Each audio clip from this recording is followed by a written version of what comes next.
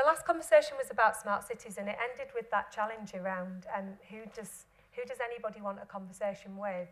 And there's some really strange assumptions, I think, about something like a smart cities initiative that comes out of central government, which is that you can centrally manage innovation, which to me kind of feels a bit odd, because the very idea that somebody down in London can make a decision about how any particular community, place or town may grow, and that a big city by nature will be a better hub for innovation than somewhere that's quite small and connected, like we have it in Calderdale, feels a bit instinctively wrong. So in Calderdale, we don't have a big city. We've got about 8 towns and a load of little clusters of stuff going on. And we are trying to get the best we can from listening to Leeds and Bradford, but then we're trying to convert that conversation into what might that mean for smart towns. And we have a load of stuff happening in the Upper Valley already that as a council we'd want to support and help make happen. But what we've also got going on in North Halifax is we're in the middle of designing a new opportunity for North Halifax. About 400 homes are going to be built. And just this week, as part of some of the thinking around what a healthy town might look like, we've put forward some proposals that it doesn't really matter what happens in London. We think we've enough wit in Calderdale to make it happen here anyway. And what we're really keen to try and spark this week is a bit of a conversation with people who might want to talk to us about, as we move forward with a preferred housing builder, how do we build a smart cities design concept into 400 homes that we're building as a smart town within Calderdale? And it feels like that we don't need to wait for somebody else to magic it up for us. And some of the principles around that we've already tested, which is work we've done in a really small way about working with a really different approach to what might happen within somebody's home. And I'm going to start with a bit of complexity. Embrace your complexity, I think, was the bit I took from the last conversation. This is the legal framework, and almost every year it changes, that adult social care, occupational therapy, social works, there's Susie sat on the end as well, we kind of need to talk to each other, don't you, operates in. And we can spend a lot of time getting lost in complexity in a local authority, because we can get lost in legal complexity. That means it can be extremely frustrating if you're on the other side of that, trying to get anything done. So if you just really find it difficult to get in and out of your house or control your environment, and you want more control and you want to be in charge, because why shouldn't you want that? We can lose you for a really long time in some of our legal complexity. So what we did about a year ago is we tried to get some help to kind of kick that out the way. And as local government officers, it can sometimes be really difficult to open our minds and think differently. It's really, really, really wedded to the status quo. We've always done it this way. It didn't really feel like it wasn't working. Why would we possibly want anything to be different about that? That might mean we've got to change what we do this morning, and that feels a bit scary. So we decided that we needed a bit of help, and Dominic and colleagues came to talk to us. And just to kind of give you a bit of a sense about why we needed them to help us, we've got what we call Marvin's Magic Box tricks in adult social care. And bear in mind, adult social care in any local government context, roughly about a third, more than that, of local government spend will be wrapped up in adult social care. When you then add in children's social care expenditure, and then you forecast demographic change over the next couple of years, there isn't enough council tax and central government settlement and whatever else around to cope with the cost of the demand pressures, just meeting who presents and has a legal entitlement to do so.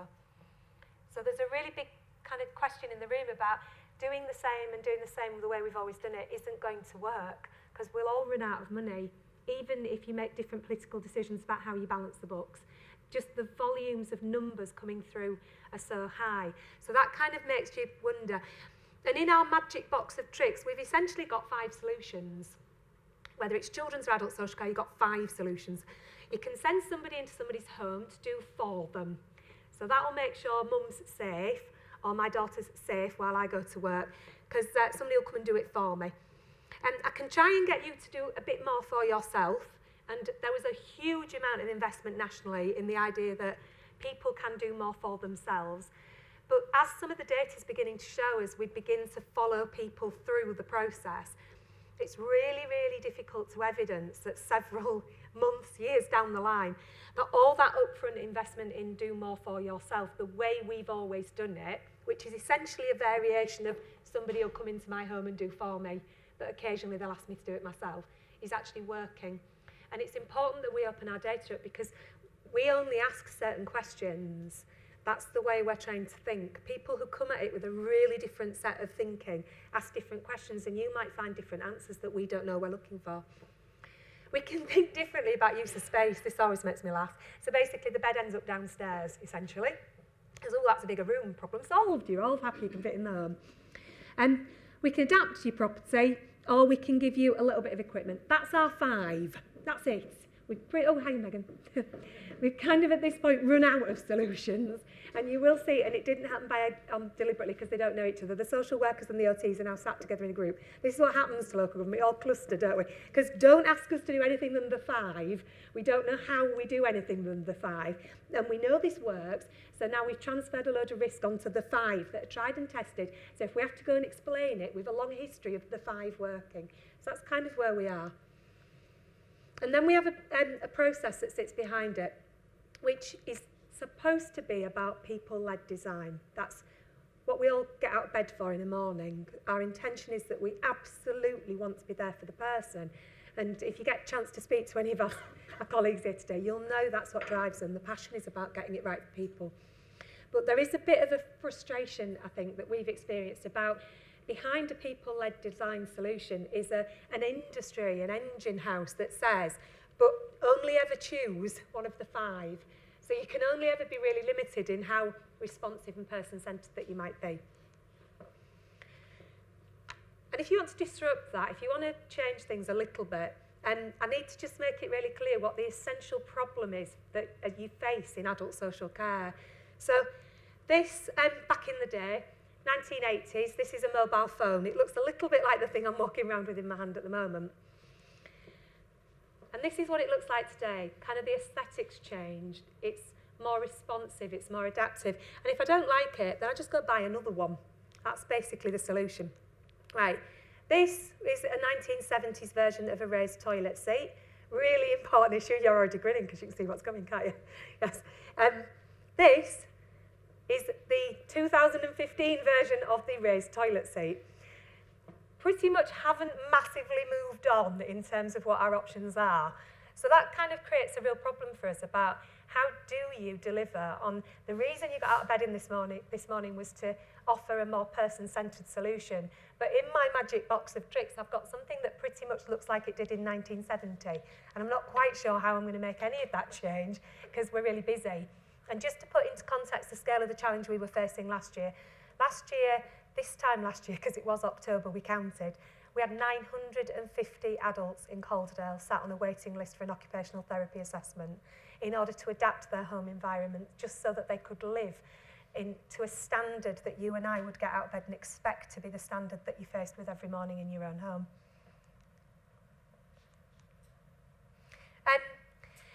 So that's when Dominic turned up. And the thing about Dominic and his colleagues in Enabled by Design is that they think really, really differently. And we just wanted to change our thinking for a day, just kind of connect with the art of the possible. Technology is great and it can offer a whole load of solutions on any given point in time, but it moves really quickly. It's more important from where I'm standing that we work with people and with colleagues who allocate resource about how they think, that we open people up to different questions, rather than try to come up with a new set of the 5 solutions. And I can come away tomorrow and come up with some great ideas that I found on Amazon or on my latest Google search. By the day after, they'll have moved on anyway, because the world's moving so quickly, and some of the stuff around the Internet of Things, some of the development of people in sheds who are just making stuff. And my own home, we've currently this year got ShedBot running, which has been monitoring the temperature in the shed for, I'm trying to grow something that looks a little bit like a cucumber, but is the size of a grape. And the only way I can do it is if I really carefully monitor the shed temperatures. Kinda worked, kinda didn't, and we'll never keep up. It's more important that we change the way we think than it is that we try to understand what the options are. that's been a really important kind of question for us. And we opened our doors up to Hack the Home. The thing about Hack the Home was it wasn't run by us. It was run by people who think really, really differently and are really open to a different set of questions. And what they did was they brought in people. So instead of us going with a pre-shopping bag of stuff we want to bring to you, we just allowed ourselves for a day to stop trying to solve the problem for the person and say instead, you're a partner in design. This is your environment. You know better than we do what the things are that you need in order to make your environment more adaptive and better and more responsive. And there's no limits to that imagination. Your imagined future can be whatever you want it to be. You tell us how you want your future to be. And a lot of colleagues, a lot of friends, a lot of local small businesses from the Upper Valley kind of bought into that and came and gave their time that day in order to kind of challenge our thinking about what else was out there and allow people to explore and work together in teams to co-design solutions. So it's not led by local government, it's not led by health, it's led by people, and our job is to just give them an opportunity about using technology to connect and to think and to imagine things really differently. And this is what we call our design process. It's a bit like making a cake, basically, is my way of imagining it. Right over here, you've got people. And if you throw them into the mix with our team, with kind of Susie and Anne-Marie and Julie and Megan, and then get some support, which was the colleagues on the day, and then just throw in a load of stuff that's really different about how you might make things happen in somebody's home. And then just see what comes out, was our thinking. It's about kind of trying to get to a different place about what you think you're there to do. So this was some of the stuff on the day. This is just to give you a bit of an idea of literally what you can do in a day. I think about 5 hours produce some of this. This is the Gardenese. This is the Kitchen Friend. And Kitchen Friend has gone on, and we were working with the Institute of Robotics and Design Engineering over at Leeds University at the same time. 4 master's level students have worked with us over the last year because so many themes kept emerging around kitchens that 4 of the master's students decided to use that as their final year project to explore and take from the rapid prototyping that we did this day a whole year worth of design and engineering thought about what might they then produce and how could they potentially bring that to market. So that's the Kitchen Friend. And this was our winning design on the day. And somebody's in the room who designed that. There you are. I was going to look. Yeah, this was designed around a gentleman who has Alzheimer's. And this was about the frustration he has in the morning when it's really confusing working out my clothes and how distressing it is when I've always known how to get dressed, but I now can't work out my clothes because of the way that my thought processes are being disrupted by the disease. And just a bit of colour coding might actually help that. And kind of, I know there's been a bit of a refinement of thought about how that might be something you could take to market that has gone on. If anybody in this room wants to invest, I can put you in touch with the designer who, this is a real opportunity, I think, to do something that genuinely there's a market potential for that.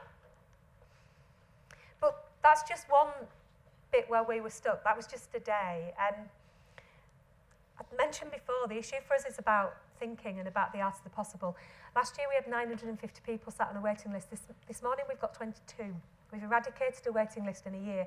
You don't do that because you've got a new box of tricks. You do that because the staff and the people who are working together open their mind up to a different way of thinking. And that ain't easy, is it? We've had our ups and downs. It's been a bit rocky at times during the year. And it's crystallised for us, there's a couple of other areas where we want a more elegant design solution, where we want to open ourselves up to the art of the possible, and we want to invite people in to come and challenge our thinking about what might we build into new design principles. If as a council we're about to build 400 new homes to create a new town, how might we do that in a way that's elegant and smart and clever and designed by people, not by architects, if that makes sense? Really big challenge for everybody in this country, the idea of the 15-minute home care call. That's one of the magic box of tricks. He sends somebody in and they've seen you're alive, brilliant, and they've seen you got fed this morning, great, and then they go away again And for the other 23 hours in the day and 45 minutes, nobody knows what you're doing, but don't worry, because I'll be back again tomorrow, roughly round about a given time, which may or may not fit in with your lifestyle up until the point when you needed a 15-minute call, because you're one of 8 people on a run this morning and you're going to fit around the times that the care provider gives you. Surely there's a more elegant solution that a smart environment and a smart town and a smart home could offer. Young adults. One of the really big issues for me, we've got an amazing secondary special school in Calderdale. There's no doubt about it. It's one of the top 5 in the country. But I didn't originally come from Calderdale. I came from a place where we didn't have that, so we had to make do in a different way. If all you've ever known is that you're so special and so different that you need a really different set of arrangements and friends around you, how hard must it be when the reality of becoming an adult faces you and that's not there anymore? It's really, really, really significant for us. We need to catch people really early. What's the point of somebody having to have massive support around them that actually doesn't just allow you to live your life the way anybody else could live their life? There's got to be a better solution we've got for young adults. Some fantastic stuff you can do just with what's around now, what might be around the corner. I can't even begin to think. And you'll hear this afternoon from our Director of Public Health, combating loneliness. And 35,000 people in Calderdale today are already over the age of 65, and as they're getting older and the gap and your partner dies and your friends die, what's our opportunity? What can we do really differently? How could a community work in a really different way? We've got pockets of people in Calderdale with Huntington's disease. It's exceptionally rare. How do you connect together if you've got muscular neuron disease or some kind of degenerative condition that there's probably only a few of you in the entire country who have that? Our youngest person with dementia in the borough was 13. How rare is that condition? How do you connect at 3 o'clock in the morning when you can't breathe and you're panicking and you need somebody to tell you it's going to be all right? What's the opportunity that technology can do to open that up? And if you then open up the data in a really big way, what's the opportunity for some researcher in a university that nobody's ever heard of, because it's in a country we don't normally talk to make sense of a whole load of random sets of international data, to find a cure and a solution that nobody would have found because they haven't got time to look? Opening it up is really important. We should just kind of crack on and do, and worry about some of the consequences later, because there'll always be consequences. It's social care. I can assure you, there's always a case. There's always a case. Let's not talk about the case. Let's talk about the 19 other cases that made it worthwhile and be really positive and optimistic about what it brings. Paro, you can like him or love him, but honestly, Paro has really good therapeutic benefits. He kind of talks. If you sort of stroke him, he moves. He's linked in with the Centre for Assistive Technology at Sheffield Hallam University, which is another one of our partners and we've been talking to. We want to build a fab lab in Calderdale. We want to develop, with a researcher based in Calderdale and an occupational therapist, been testing out cave technology and 3D environments, where before we commit as a council with you, because you've got to pay, because that's how it works, to put in place a £90,000 adaptation, why don't you just come and immerse yourself in the technology and investigate a hologram environment to see how it might be? Does it really resolve your issues? You don't want to find out after you've spent your life savings, do you? You want to find out now before I commit to it. And there's an opportunity to work with them. They want to work with us. They think there's something really exciting about Calderdale. I think there's something really exciting about Calderdale. And just to kind of take us to another place, which is the sort of final bit for me. On Friday, I had a really, really exciting conversation. Public Health England, the Centre for People with Disabilities, is based at Lancaster University. One of the co-directors invited us over on Friday. The social workers in Calderdale want to do something really rare. They want to float off a bit. They kind of understand that if you sit on the edge of an organisation, your ability to have conversations becomes a bit more creative than it does if you're right in the heart of it. Because in the heart of an organisation, the organisation's conversation dominates. And you want to just be a little bit away from that. And they want to be far more responsive to people. They don't want the organisation to be the driver, they want people to be the driver. Supported by the University of Lancaster and supported by the Centre for Disabilities, we want to make a connection and a collaborative so that practitioner-led research is at the heart of what we do in Calderdale. And the opportunity to explore and test out some of these environments and to kind of just do some stuff, and if it works, it works, and if it doesn't, it doesn't. And if that's an opportunity then for you to create some evidence that you could take into a business conversation around investment, brilliant, let's do that. That feels like it's the right role for the council in creating and facilitating that, rather than trying to do it. It's not our job to do, it's our job to make sure you can. Because basically, that ain't going to work, is it, Susie? There is no magic box tricks. All that happens is that people end up cycling back into more and more and more expensive offers and more expensive care solutions. So that's our conversation. And if you want to talk to any of us, there's 4 in the middle, there's Miriam at the back, and there's Michelle at the front. We'd really, really welcome a conversation over a cup of tea. Smashing. Thank you, Elaine.